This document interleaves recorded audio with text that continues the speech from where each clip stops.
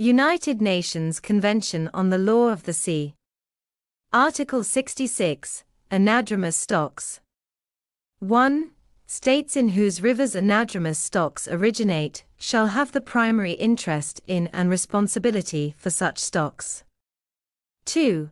The state of origin of anadromous stocks shall ensure their conservation by the establishment of appropriate regulatory measures for fishing in all waters landward of the outer limits of its exclusive economic zone, and for fishing provided for in paragraph 3b.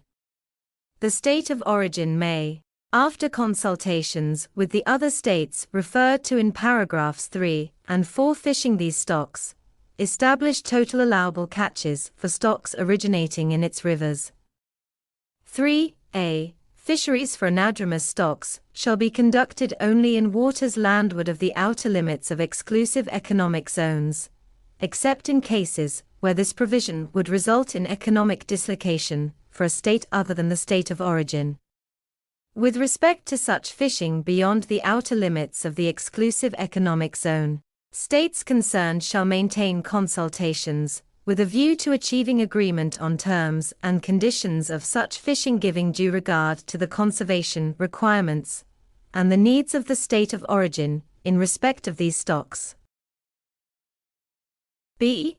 The state of origin shall cooperate in minimizing economic dislocation in such other states fishing these stocks, taking into account the normal catch and the mode of operations of such states, and all the areas in which such fishing has occurred.